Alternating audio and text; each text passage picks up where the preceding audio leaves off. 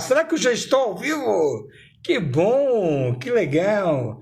Bom, meus amigos, eu adoro fazer live. Sabe por quê?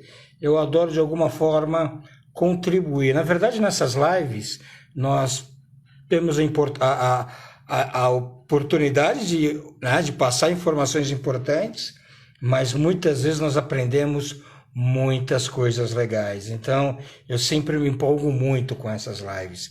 E hoje eu vou estar recebendo um cara que eu conheço desde 1994. Conheci essa figura ímpar, profissional extremamente competente, no dia 1º de setembro de 1994. Entende muito de varejo, muito. Né? E é importante, né? E certamente vai estar na Academia do Comerciante. Vou convidá-lo para ser um dos nossos instrutores, junto com a Macaco, Renatinho, com Domingos e outros mais. Só um minutinho que ele já deve estar entrando. Só um minutinho. Como vai, Marli? Tudo bem? Viviane, como vai você? Tudo bem? Enio, que bacana, né? Vamos aguardar o nosso convidado, nosso ilustre. Chegou! Arquimedes. Ô, J. Silva, tudo bem? Prazer tê-lo aqui, viu, Arquimedes? Grande aqui, né? Josué, né? Boa noite, Viviane, tudo ótimo. Luiz Fernandes, quanta gente. Vamos lá, hein? Por favor, pessoal, mandem aviãozinho aí, porque o convidado é especial. Esse entende muito da área comercial. Não é um pouco, é muito. Meu grande amigo Arquimedes Torres, cara. Como eu tô feliz em receber você, cara. Demetrio, o prazer é meu. Lhe agradeço enormemente. Não sei nem se eu teria tanto valor para ser convidado para a Ah, academia. Sinceramente falando, bicho, vocês estão fazendo um trabalho maravilhoso. É lindo você ver esse trabalho que vocês estão construindo aí, crescendo. E eu acho que tem muito que agregar ao varejo nacional, ao varejo brasileiro, que é um exemplo de varejo no mundo inteiro. é Né? verdade. A gente Mas sabe disso. Arquimedes, né? Bom, gente, muitos me conhecem, né? Meu nome é Demetrio Manhani, tenho 33 anos de varejo, sou idealizador da Academia do Comerciante, também tenho a Feature Tape, empresa de consultoria, né? E também atuo nas áreas de expansão, né? Então, mas hoje eu não estou aqui para falar de mim, não. Mas antes de falar de você, Arquimedes, deixa eu falar de uma coisa, cara, antes que eu me esqueça. De duas coisas. Uma, né, é falar um pouquinho da Academia do Comerciante. Gente, a Academia do Comerciante é um projeto extremamente sério que tem como objetivo formar e informar comerciantes e varejos. Esse é o nosso grande barato, é isso que a gente quer.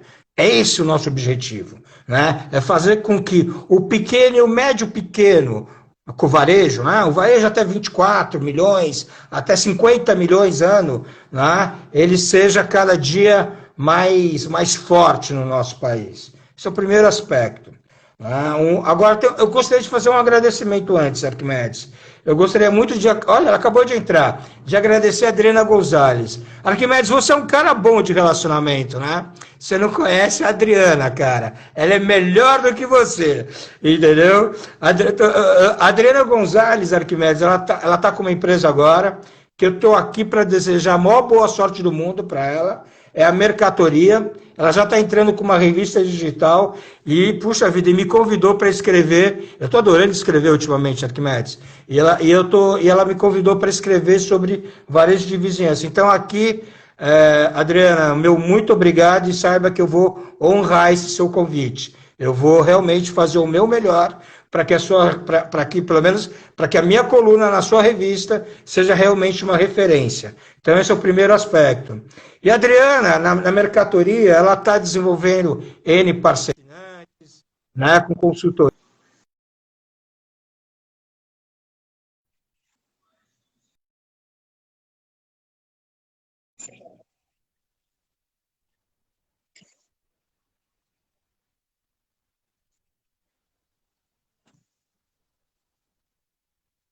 Agora, gente, eu vou estar convidando, vou estar chamando um cara que eu conheço, vou repetir, conheço desde 1994. Eu o conheci dia 1º de setembro de 1994. Foi o dia que eu cheguei no Bom Preço. Né? Conheci esse cara que é um baita comerciante. Esse cara é muito fera, ele é muito bom, entendeu? Então, Arquimedes, a Academia do Comerciante está extremamente honrada por recebê-lo. Tá bom, Arquimedes? Fala um pouquinho, Arquimedes, fala de você. Sei que você é um baita de um consultor aí na região Nordeste. Conta aí. Demetrio, vê só, minha carreira ela é engraçada, porque eu comecei minha carreira, na verdade, na indústria. Né? Eu levei uma faixa de uns 10 anos aproximadamente na Johnson Johnson, e ocorreu até um fato muito engraçado. Naquela época ninguém saía da Johnson, ninguém era. Na verdade, eu ficava tudo estável. E eu fiz uma carreira rápida, cheguei ao nível 4 dentro da Johnson Johnson, e muitos me perguntam o seguinte: o que é que você fez para crescer tão rápido? Eu digo, olha, parte foi mérito e parte foi sorte. Né? Por quê? Porque naquela época tinha a reengenharia. E aí as empresas cortavam os níveis de cima. Então, quando cortavam, eu subia. E aí isso foi me deixando mais próximo das áreas de decisão. Até um dia que eu estive dentro de uma sala com o presidente da Johnson Johnson, discutindo os vieses da Johnson Johnson. Bom, daí eu saí e ocorreu um fato muito engraçado. Eu não conseguia entender. Uma certa vez eu levei uma proposta ao Bom Preço, com o seu William Najib Catar, e eu tinha certeza que era a melhor proposta que eu poderia ter efetuado. E aí, moral da história. Quando chegou lá, ele não quis a proposta. E eu fiquei Quis você. Eu digo, mas por que ele não quis essa proposta? Que eu tinha certeza de estar entregando para ele a melhor proposta. E aí eu não conseguia entender o comportamento do varejo. E aí, Reginaldo Mendonça me convidou para abrir uma área de perfumaria, onde eu iria montar uma equipe, e fui para lá e comecei a trabalhar no varejo para poder entender como era o varejo. E foi uma grande escola. Só para dizer melhor, foi aí que eu comecei a entender que varejo é detalhe. Né?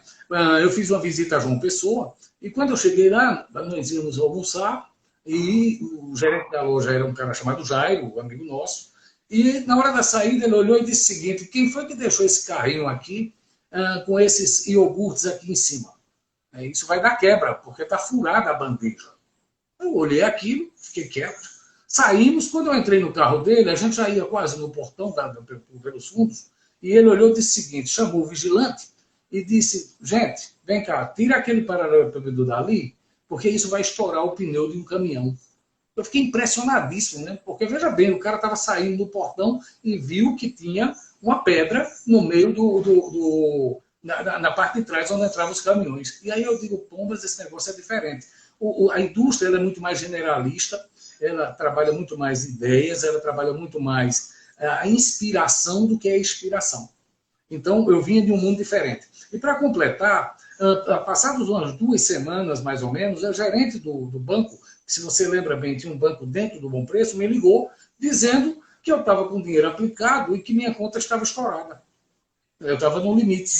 E aí foi quando eu me dei conta que eu não tinha ido no banco mais.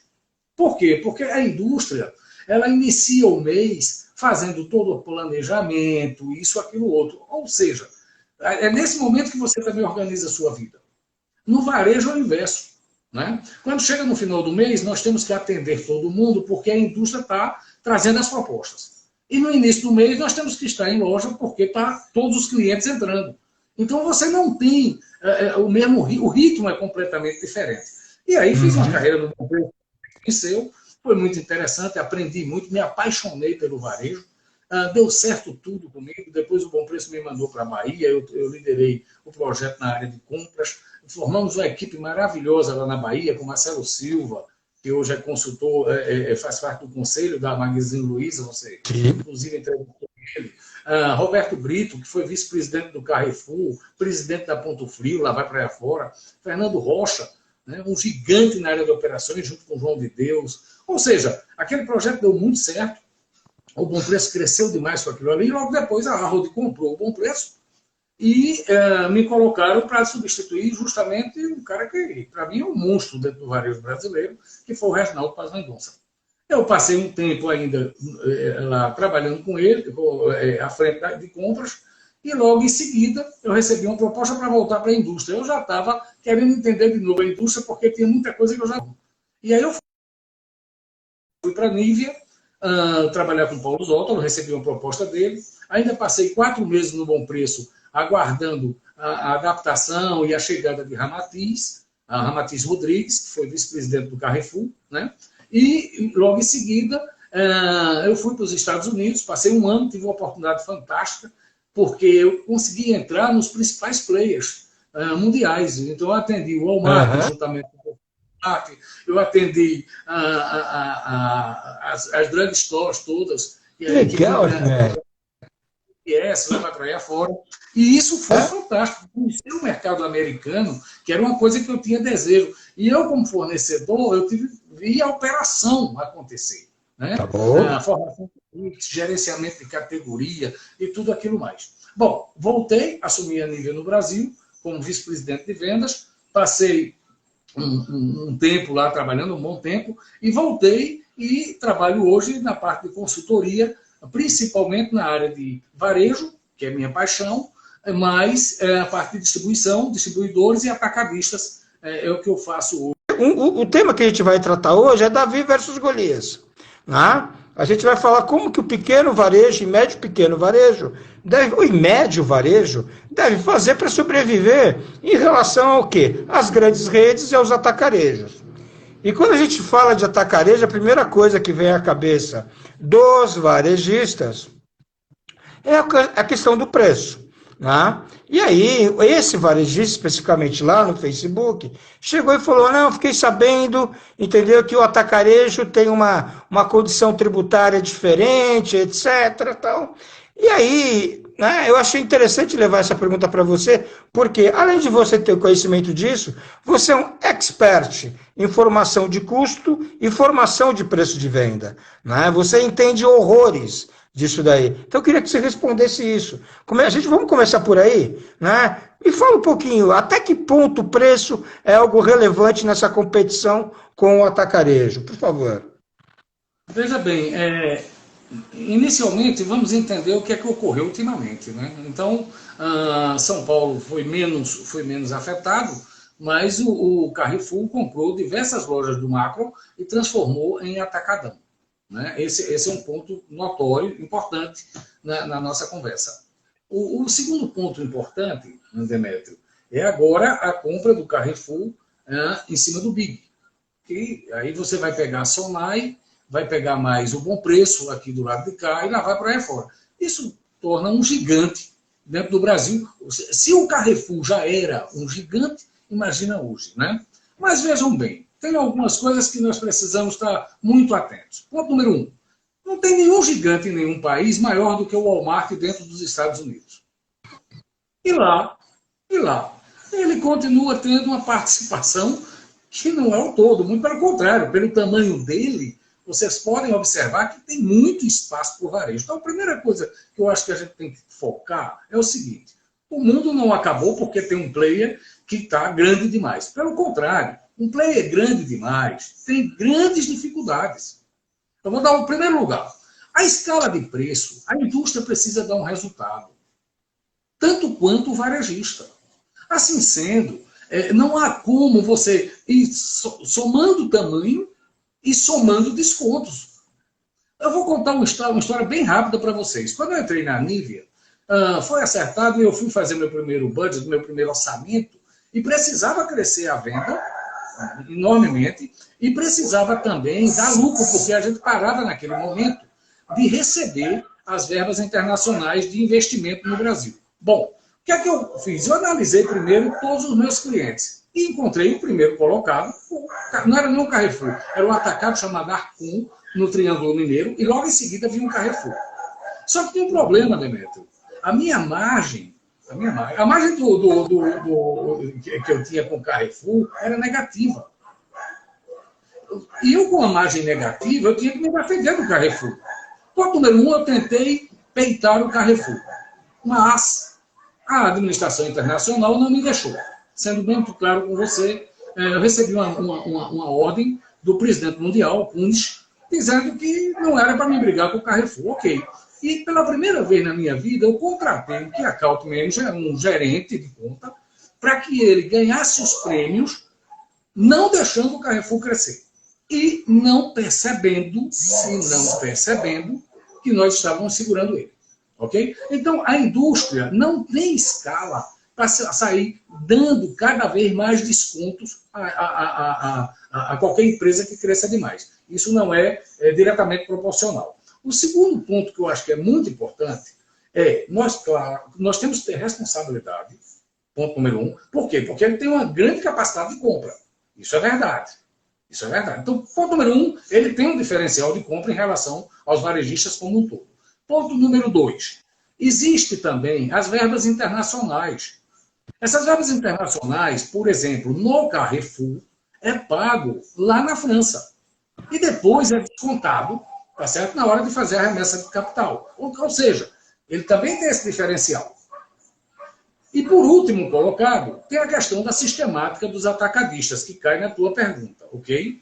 Bom, realmente, o atacadão, no caso de alguns estados, eu não sei em todos, não vou mentir para vocês, mas aqui em Pernambuco, por exemplo, ele está dentro do regime de atacado.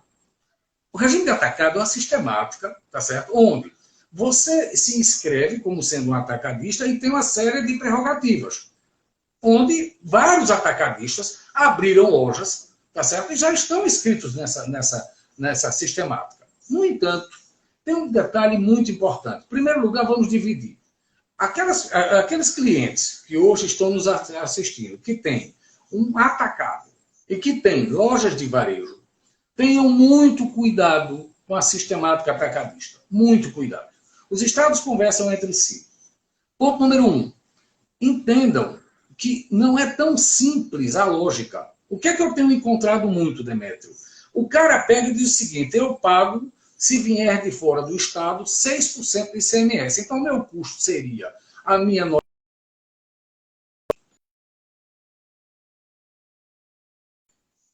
Mas não é a verdade. É necessário que o que gera o crédito é a compra. Em primeiro lugar, isso. Segundo, esse crédito presumido, ele morre de um mês para o outro. Demétrio, isso é importantíssimo. Só para dizer melhor, imagina que o cara comprasse uma carreta de óleo no último dia do mês. Ele está achando que no mês seguinte ele vai vender aquele óleo pagando simplesmente 6%. É o que ele está achando. No entanto, pela regra, ele cai na tributação normal. Então, o primeiro recado que eu dou para a turma aí, se tiver um atacado e varejo, ou se tiver somente atacarejo, mesmo estando na sistemática, procurem seu contador, entendam a regra profundamente. Isso vai recair em muitíssimos prejuízos caso a formação do preço de custo esteja errada. Tem um outro detalhe importante. O pequeno e o médio varejo, geralmente, ele precisa ser bem orientado na parte tributária, com o planejamento tributário. Todo mundo acha. Por exemplo, se eu estiver no Simples, eu pago menos. Isso não é verdade. É necessário analisar cada situação. Para isso, é importantíssimo, eu recomendo que a pessoa procure seu contador, converse com ele, veja qual é o melhor enquadramento fiscal que você deve estar, que é para você não ter impacto. Na verdade, tudo isso vai deixar você mais competitivo. Esse é um ponto. Agora, só um detalhe aqui, mestre, só pontuando claramente, 99% dos supermercados, inclusive mini mercados a partir de R$100.000, devem estar no lucro real. Se não estão no lucro real, entendeu? Desafiem o seu contador. Desafiam o seu contador, porque deveriam estar no lucro real. Desculpa, Arquimedes, ter interrompido você, é que isso é muito importante. Isso é uma coisa muito importante, e era importante eu pontuar isso claramente. Tá? Desculpa. Eu pego grandes perdas de resultados, Demetrio, e aí vale uma experiência, cada um tem a sua, obviamente, mas eu desconfio sempre, de perdas, roubo, essa é a verdade, sendo muito claro com vocês, imposto Não brinquem com imposto. Imposto é uma coisa seríssima. Nós temos um sócio que é muito feroz, que é o governo, em todas as suas esferas. Portanto, é necessário estar atento. O comprador, ele tem obrigação de conhecer cada produto como é regido pela tributação. Perfeito. E não comprar sistemas, viu, Demétrio? Os sistemas são falíveis. Os sistemas são falíveis. É necessário que você use o sistema dentro da maior grau possível, obviamente, lhe dá produtividade, mas é necessário que você entenda como é feito e como deve comprar.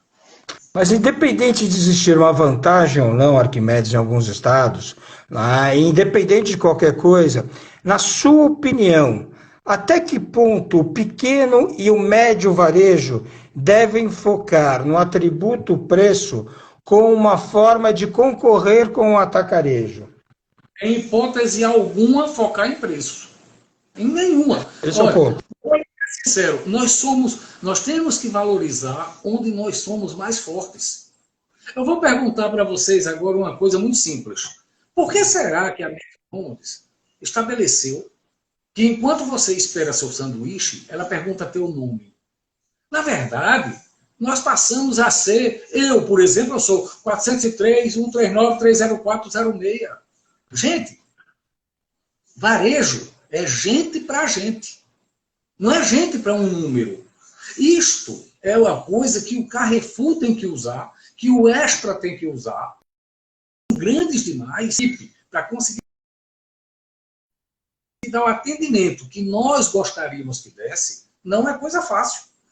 Mas quem tem negócios menores consegue treinar sua equipe, sentir sua equipe, incentivar sua equipe para chamar o cliente pelo nome. Esse é um ponto fundamental. Se eu tivesse que sugerir algo hoje a alguém, eu lhe diria, eu teria uma pessoa de respeitabilidade na frente da minha loja, que a obrigação dele seria sempre cumprimentar as pessoas pelo nome. Se o cara veio a primeira vez, veio a segunda, eu tenho que saber o nome dele e dizer: seu Reginaldo, como é que o senhor está? Seu José, como é que o senhor está?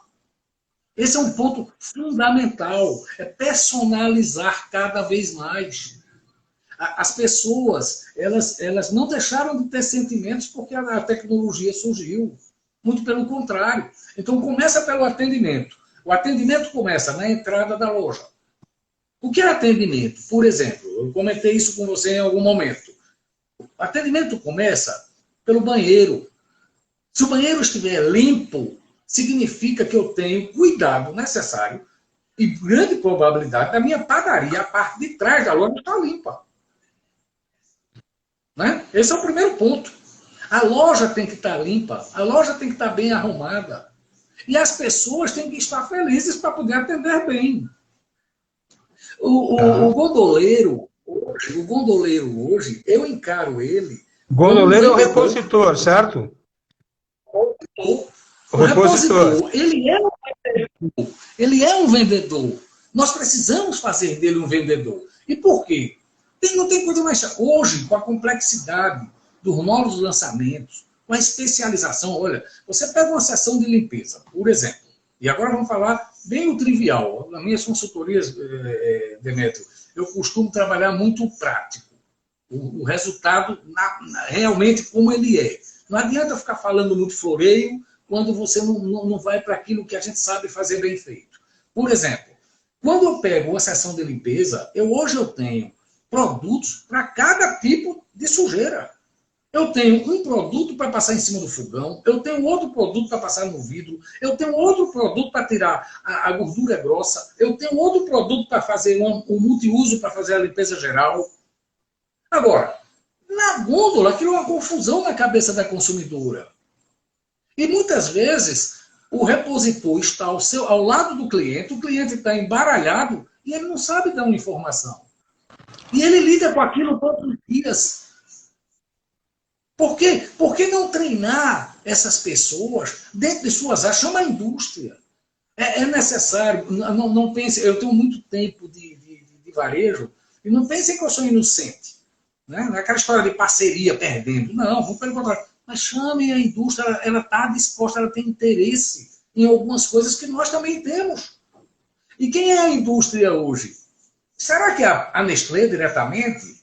A Danone diretamente? Não. Eu fiz um projeto, Demétrio, 2 anos atrás, para transformar um distribuidor como um distribuidor exclusivo da Danone. Foi um projeto enorme, que está indo muito bem, muito bem. Ora, veja bem, tem 3 modelagens de atendimento. 3. Uma, a venda direta por eles, a entrega sendo feita por nós. 2, o broker. 3, a distribuição direta, que é quando eu compro e revendo com margem. Essas 3 formas me aproximam da indústria. Eu preciso trazer. É a indústria que está ali. Ela está sendo representada por um distribuidor? Tá. Em algum momento a gente pode estreitar esse relacionamento? Pode. Pode e deve. É muito importante para o varejo. Informação é a base do negócio. Eu chego no local para comprar um computador. Não tem coisa pior do que eu comprar um computador, eu que não entendo de computador, sem ser bem assessorado. O cara vem lá, me fala um monte de palavras que eu não sei o que é, nem para que vai me servir um celular. Tem gente que compra um celular que tem todas as possibilidades do mundo e ele usa somente para ligar e desligar para alguém. É necessário que eu tenha pessoas que estejam aptas a orientar o consumidor final. E esquecer o preço, ele tem que estar bem posicionado. E isso eu tenho encontrado muito erro. Muito erro. Deixa eu só contribuir numa coisa, Arquimedes. Na verdade, o que a gente tem que levar em consideração é que, mais do que preço, a nossa loja oferece valor. Né? E o preço tem que estar de acordo com o valor que a gente oferece. E quando a gente fala, o Arquimedes fala, é utópico, né, querer concorrer em preço. E se alguém te orienta a isso, é um irresponsável aquele que te orienta a fazer isso, te orienta a competir em preço contra um atacarejo, eu quero dar só um número para vocês, tá legal? Você pequeno varejista e você médio varejista. A sua despesa sobre as vendas é algo entre 22% e 25%. Certo? Certo. Vocês sabem qual é a despesa? Qual foi a despesa do Atacadão no primeiro trimestre desse ano de 2021? 8,2%. Então, o Atacadão, por exemplo, de cara, ele sai do ponto de vista, né, porque para a gente vender barato tem que ter despesas baratas, tem que ter despesas baixas, ponto. Né? O Atacadão, ele tem uma despesa de 8,2%. Como que você vai pensar em competir com esse cara em preço? E aí, o que o Arquimedes fala está corretíssimo. Você tem que pensar nos outros atributos. Arquimedes falou de atendimento, Arquimedes falou de serviço, Arquimedes fatalmente vai falar de perecíveis e de outras coisas mais, de ambiência de loja. Né, da coisa do parecer barato, né, da percepção de barato, mas de repente você não ser exatamente barato. Né?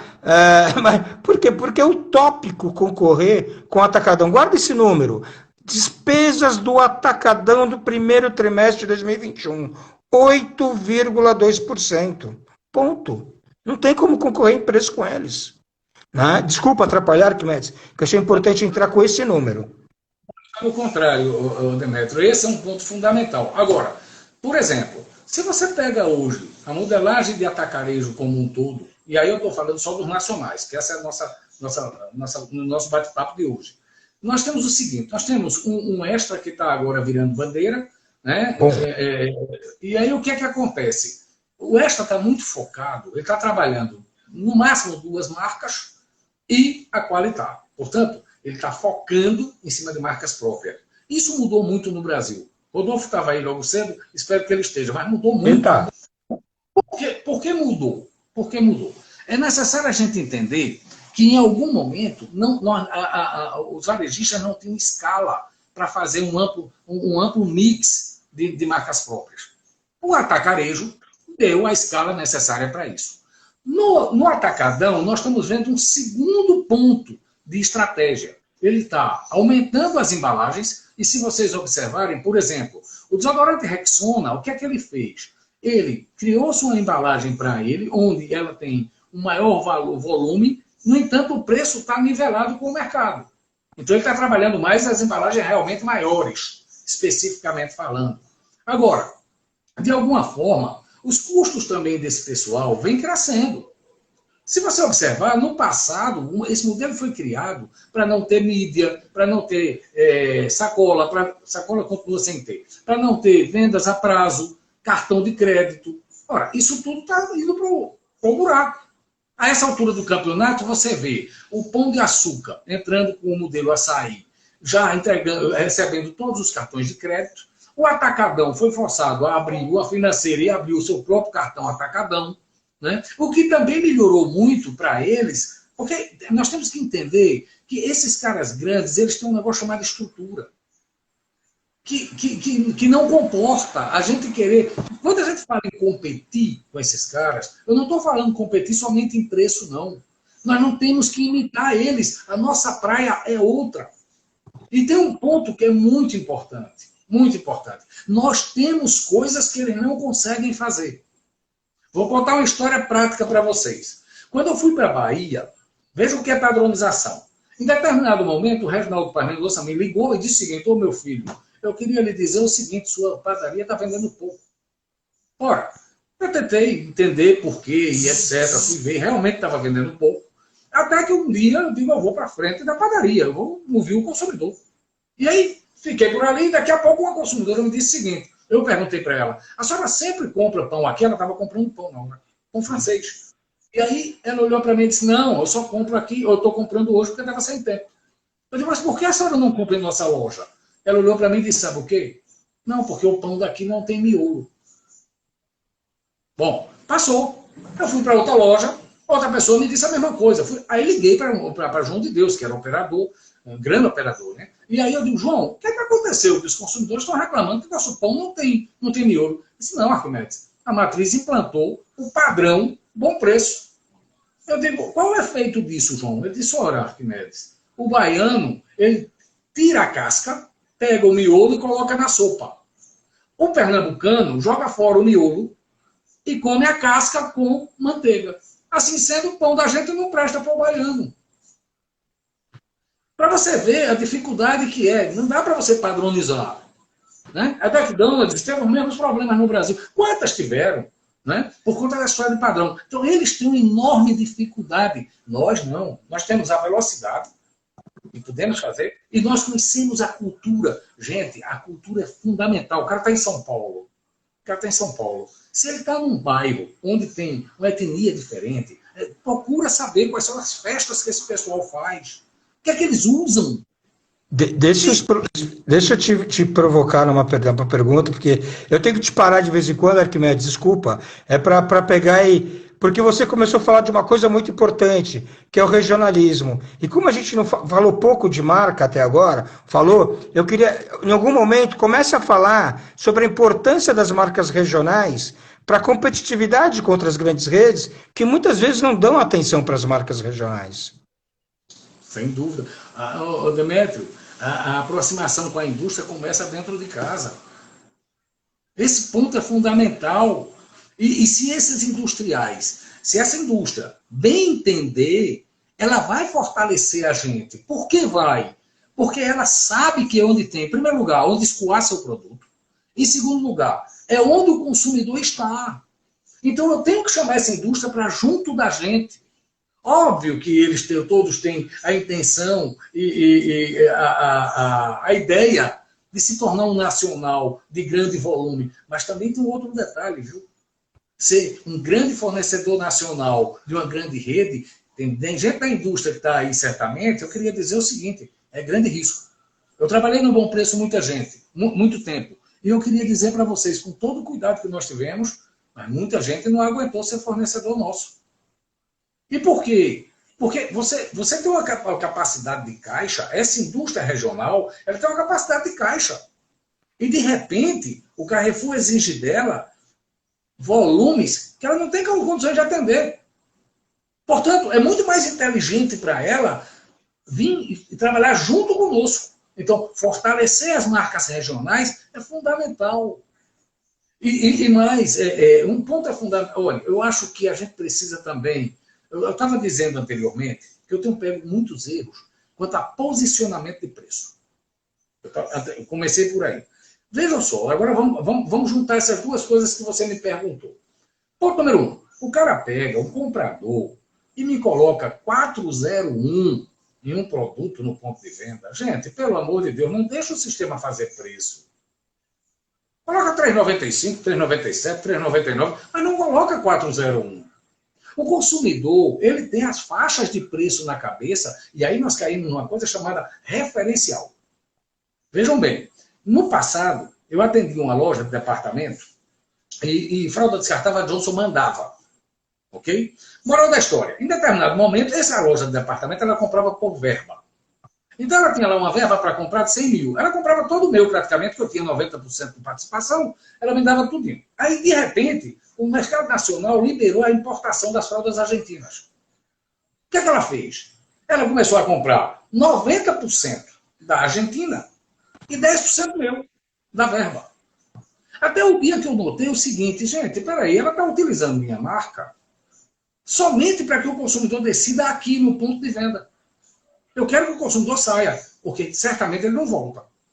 Assim sendo, eu olhei para ele e disse o seguinte, eu só te vendo a partir de hoje fralda descartável se você me destinar, no mínimo, a minha participação no mercado na tua verba.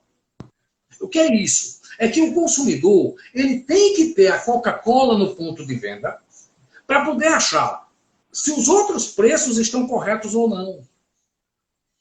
Então, ponto número 1, quando eu falo de Coca-Cola, eu estou falando de Coca-Cola, eu estou falando de Omo, eu estou falando... Ou seja, essas marcas, eu preciso estar bem posicionado nelas. Eu não preciso ser o mais barato, mas eu tenho que estar bem posicionado. E com a precificação bem feita. Bem feita. Eu brinco muito dizendo o seguinte, faz o básico, usa 7, 8 e 9. Se não dá, corre do 1 e do 2. Esse preço é feio na teoria de varejo. Na teoria de varejo. Então, na prática, eu preciso estar muito bem posicionado. Agora, quando a gente fala de preço, nós vamos ter que cair numa coisa chamada promoção. E aí você me pergunta, bom, eu vou promover mais caro, etc. Gente, nós estamos muito focados em produto. Produto. Eu tenho que vender coisas maiores para o consumidor. Eu tenho que dizer ao consumidor o seguinte, gente, vem cá, eu quero fazer uma promoção. Então, eu vou anunciar feijão preto. Ora, feijão preto cabe também com arroz, cabe com limão, cabe um refrigerante, cabe a charque. Se eu anuncio isso de uma forma organizada, que seja no Instagram, que seja no Facebook, que seja até no papel mesmo, quem estiver utilizando, eu não estou vendendo feijão, eu estou vendendo um prato para uma família a um preço muito mais barato que ele compraria em outro local. Portanto, começa por aí. Outro ponto muito importante. Olha, eu passei muito tempo na indústria. Tudo que eu queria, como eu trabalhei com grandes marcas, Nivea e Johnson, tudo que eu queria era agrupar meus produtos. Mas nem sempre ser o melhor para o varejista. E eu até faço. Se a indústria me dá alguma coisa. Por quê? Porque eu tenho total interesse em colocar a Coca-Cola ao lado da Pepsi-Cola. Só que é normal se você ver o seguinte, a margem da categoria de refrigerante, a margem é de 10%. 12%, vamos lá, ok? Aí bota 12% em tudo. Não! Eu botei 8% na Coca-Cola, 10%. Eu vou ter 15% no Pepsi. E por quê? Porque ele vende muito menos, porque me dá muito mais trabalho para trabalhar, para vender, porque eu tenho porque impacta meu caixa. E a indústria da Pepsi, ela tem que entender isso aí, do contrário, ela se torna líder. Agora, a minha arrumação de loja, aí tem que obedecer o meu. No momento que eu estou fazendo essas margens, dentro de um planejamento estratégico, eu também faço o meu merchandising dentro da mesma lógica. Assim sendo, eu coloco todo o bloco de PET 2 litros, cola, juntos. Que é para facilitar o consumidor comparar os preços e se ele opta pela Pepsi, eu ganho mais dinheiro do que com a Coca. Tem outro ponto muito importante, competição. Em algum momento, tem um cara chamado Sérgio Noia. Vocês todos já devem ter falado de Sérgio. Sérgio Noia é um cara muito aberto, inteligente. E em determinado momento, eu estava na Nivea, o sabonete Nivea. Ora, eu precisava crescer volume, eu estava terceirizando, não estava importando mais. E aí eu fui lá em Sérgio e disse o seguinte: Sérgio, tira meu sabonete do contrato, do Pão de Açúcar. Eu te prometo que eu te pago, no mínimo, o mesmo valor que eu paguei o ano passado. Eu só quero uma coisa sua. Isso o quê? Toda vez que um concorrente teu anunciar Dove a 99, você pode para concorrer com o Dove. O que é que acontece? A tua margem vai ser maior, tá certo? E você está dando uma opção para o consumidor a nível de marca idêntico. E por quê? Porque eu acho que a Lever está fazendo uma promoção com alguém e leva todo o mercado a baixar para 99, vocês todos perdem dinheiro, só ele vende e eu não vendo nada. Então hoje, quando eu vou entrar na competição, no varejo, eu observo a subcategoria. O produto, se o cara lançou, por exemplo, o cara lançou Fanta na promoção, ok? Não necessariamente eu tenho que entrar com Fanta. Eu tenho que dar uma outra opção ao consumidor. Bota uma plaquinha, ok? Ajusta o preço da Fanta para não ficar fora. Ajusta. Vamos lá, ele pegou a Fanta e colocou por R$ 4,99. Fica difícil para mim, porque ou eu venho para casa de R$ 4,99 ou eu fico acima. Agora, ele botou R$ 4,85. Eu boto a Fanta a R$ 4,99 e pego um outro laranja e colo, tá certo? A R$ 3,40, R$ 3,80. Porque eu estou competindo, eu não recebo nada da indústria. Claro. Todas essas estratégias estão montadas. E eu digo sempre o seguinte: gente, nós temos que unir a precificação com a promoção, com o ponto de venda, com a ponta de gôndola, com a placa na frente da loja. Por exemplo, eu vejo sair um monte de anúncios completamente dispersos. O cara pega, veja bem, uma loja grande, ela lança o encarte dela, é por departamento. Por quê? Porque ajuda o consumidor na hora que ele vai fazer as compras dentro daquela área. Mas as lojas que nós temos no pequeno e médio varejo são lojas menores. Portanto, eu lançar mercearia com 3 itens, 4 itens, então eu faço o inverso. Eu lanço uma ideia como um todo do que representaria a compra do meu consumidor, quem eu estou querendo puxar. E quando é depois, eu faço todo o merchandising de acordo com isso, a placa na loja de acordo com isso e a ordem dos produtos anunciados obedecendo o que eu estou querendo vender. Por exemplo, no caso da feijoada, eu lanço, veja bem, o refrigerante, porque um refrigerante é uma cerveja, cabe para feijoada. Quando é depois, eu lanço o feijão. Ora, como é que eu faço o prato? E aí entra aquela velha história, Demetrio, do gerenciamento de categoria. Na cabeça do consumidor já está a ordem. Tem outro detalhe. O gerenciamento de categoria nos ensinou o processo de lavagem de roupa. Por que a gente deve colocar, primeiro, a água sanitária, depois eu coloco o detergente em pó e sabão, depois eu coloco o amaciante, para depois eu colocar os demais. Por que isso? Porque esse é o processo de lavagem de roupa. Na cabeça da mulher, esse processo já está definido. Quando ela entra, que ela encontra nessa ordem, ela não esquece. Se eu coloco no final a água sanitária, isso embaralha, a não ser que ela tenha anotado. Então, o merchandising é uma grande força que nós temos. O merchandising, ele deve fazer parte da minha estruturação.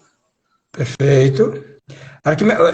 A gente precisa reforçar algumas coisas que você falou, porque você me lembrou, né? Agora eu fiz uma viagem no tempo, Arquimedes, Porque as grandes redes, elas são extremamente engessadas e não fazem nada disso que você acabou de falar do ponto de vista de competitividade de preço. Quando você citou o exemplo da Fanta, que eu espero que todos tenham absorvido, porque é um exemplo, na verdade, significa, é genial o que você falou, né? Meu, para que eu vou concorrer com o mesmo item? Porque eu simplesmente não reposiciono a marca de tal forma que eu tenho um preço justo e pego, incomodo ele com uma outra marca, né? Isso, por favor, pequeno varejista e médio varejista, absorva isso, entendeu? E leve isso muito, muito, muito para dentro do seu negócio. Eu te atrapalhei, Arquimedes, porque a gente recebeu uma pergunta, né? E você sabe que o Instagram tem algumas limitações de tempo. E eu queria que a gente explorasse isso. Né? Porque a gente sabe que o pequeno varejo, uma das ferramentas que ele tem também é o delivery, também é o e-commerce e etc. Né? E tem aqui, né, o Natan, ele está perguntando, a inserção do e-commerce no pequeno e médio varejo de bairro para atrair os clientes é uma boa? Qual é a tua opinião? Depois eu dou minha opinião também. A minha opinião é que tem que simplificar ao máximo. O e-commerce, todo mundo fala em e-commerce, eu acho que é uma coisa que é o futuro, só que tem um pequeno detalhe, gente. Fazer mal feito é melhor não fazer. Para você fazer um e-commerce, ter uma página sua, um modelo de relacionamento realmente estruturado, primeiro, é caro. Segundo, tem que ter estrutura. Terceiro, tem que fazer bem feito. Portanto, o que é que eu recomendo? O bom é inimigo do ótimo. Se de repente você não tem essa estrutura montada, faz o seguinte, começa a trabalhar o WhatsApp. Pega o nome dos seus clientes, pega o número do telefone, liga para eles. Fazer a entrega? Eu faria. Eu faria, claro. Encontra as formas que você consegue lidar com o importante. Não é a tecnologia que você esteja atuando. O importante é você se comunicar com o teu consumidor. É você Deixa eu dar. o que ele gosta, o que ele deseja. Você falou, Arquimedes, você arrebentou na sua resposta, tá certo. Eu vou dar um número só para o time, tá? Se eu tabulo todos os meus clientes, e muitos deles trabalham muito forte com o delivery, com o e-commerce e etc. Se eu pego as três grandes plataformas de e-commerce hoje, uma é o WhatsApp, o Arquimedes está certo.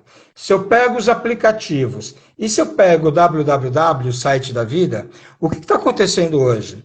Olha, vou falar uma coisa, 40% das vendas acontecem pelo iFood, 50% das vendas acontecem pelo WhatsApp, que o Arquimedes acabou de falar, e 10% acontecem através do site. Ninguém mais usa site, essa é uma realidade, entendeu? Então, ele está certíssimo, como ele fala, que não é para complicar, e é muito pelo contrário, é para começar amanhã, e de uma forma simples, que é o WhatsApp.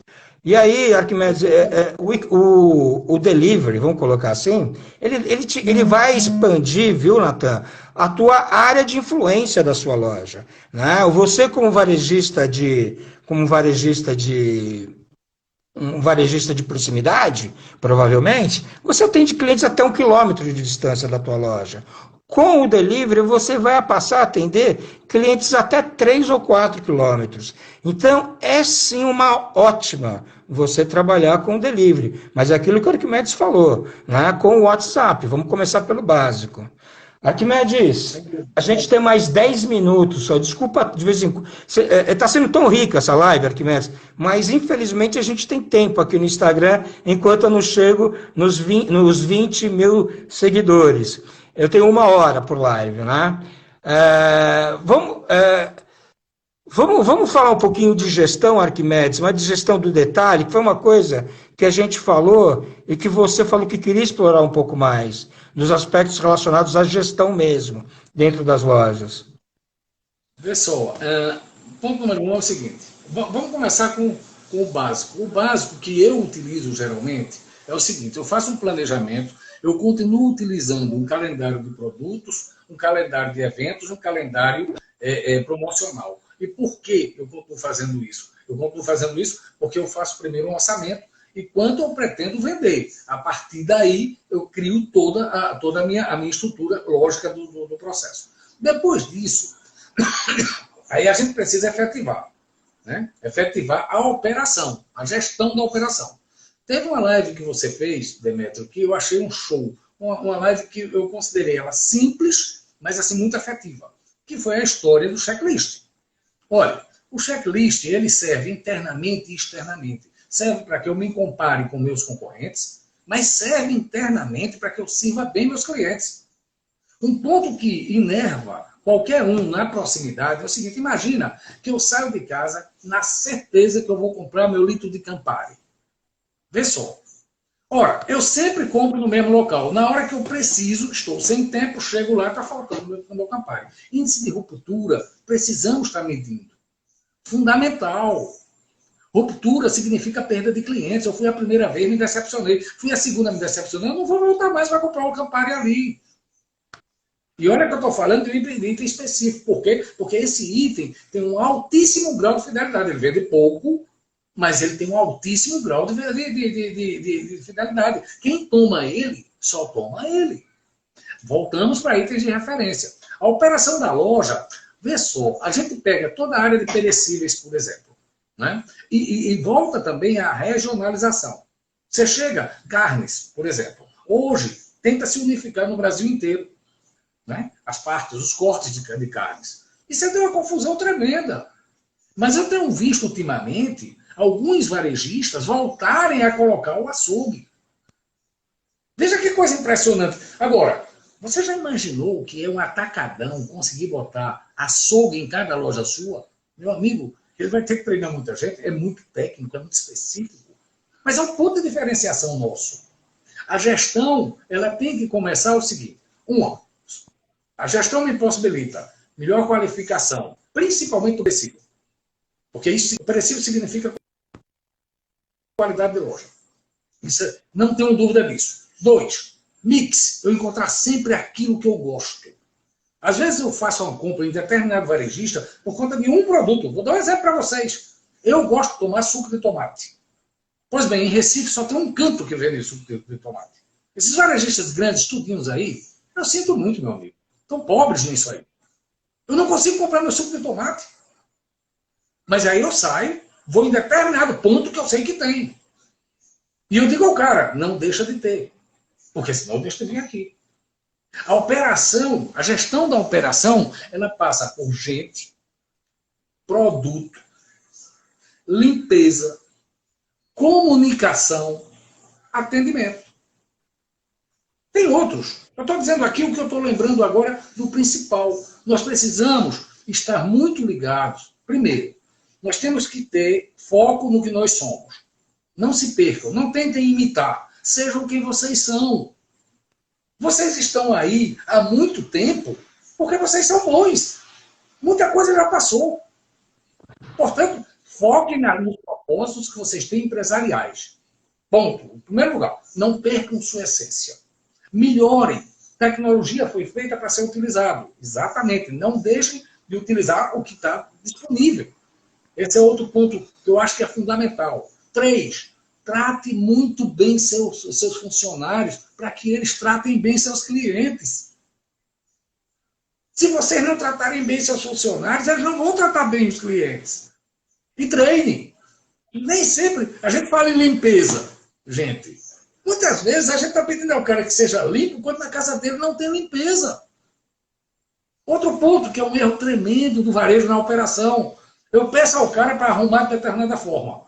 Eu mando o cara fazer desse jeito. Amanhã eu chego lá, não está desse jeito. Claro que não está. Ele não faz parte do processo. Eu tenho que explicar para ele. Eu quero que você faça assim, por isso, por isso, por isso e por isso. Arquimedes, tá acabando o tempo, cara. Tá um show de live, entendeu? O tempo tá acabando. Eu desde já fica aqui o meu convite para você. Para você participar de uma segunda live. Talvez essa segunda live, se na verdade não seja uma live, seja uma aula live dentro do curso Comerciantes de Resultado, né? Vou conversar com você sobre isso, porque vai ser um prazer tê-lo lá, entendeu? Agora, Arquimedes, eu vou ter obrigado a pedir para você se despedir de todo mundo e dar os seus últimos recados, por favor. Bom, em primeiro lugar, eu queria agradecer a você e a todo mundo que está aí com a paciência de nos ouvir. Esse é um ponto fundamental. Muita gente me passou mensagem, acredito até que nem todos estejam aí, mas eu quero agradecer a todos vocês. Esse é o primeiro ponto. O segundo ponto é que eu vejo uma oportunidade fantástica. Eu vejo o inverso. O que muitos estão olhando como ameaça, eu estou vendo como oportunidade. Eu acho que esse é o momento para nós ser melhores, né, e vamos levar isso para o consumidor, para o mercado. E eu acho que isso aí vai fazer a diferença. E resultado, a gente vai conseguir fazer, sim, a gente sabe fazer. Basta a gente ter foco. Não querer imitar. Ponto final. Obrigado a todos vocês, de todo o coração. Arquimedes, nós que agradecemos, né? Você vai continuar conosco, eu vou conversar com você depois, né? No próximo momento, a gente vai conversar sobre, né? A gente tem 17 aulas por serem dadas dentro do Comerciantes de Resultado, 17 aulas de comercial. Já tem uma pessoa conduzindo 8 aulas, e aí a gente volta a conversar sobre isso. Mas deixa eu te falar uma coisa, Arquimedes, né? Uma coisa que eu aprendi com o Guimarães Rosa é o seguinte, é junto dos bons que a gente fica melhor, entendeu? E eu fico muito feliz de poder trazer um cara do nível do Arquimedes para estar falando para vocês, né? Arquimedes é uma fera da área comercial, ele é espetacular. E certamente vocês terão um segundo e um terceiro, um quarto e um quinto contato com ele. Eu vou conversar com ele. Arquimedes, muito obrigado. Forte abraço para todos. Tá bom? E aproveitando, já vou convidar o Rodolfinho aqui, Arquimedes. Você acha que eu faço bem em convidar o Rodolfo para fazer uma live de marcas próprias, cara? Esse cara é culpado por todo o aperreio que nós estamos passando. Ele renovou o conceito de marcas próprias no Brasil. Ele não presta, né, Arquimedes? Vamos dar uma prensa nele. Tá bom, então. Grande abraço, Arquimedes. E muito obrigado, viu, pela aula de área comercial que você nos deu. Até mais, cara. Tchau, tchau.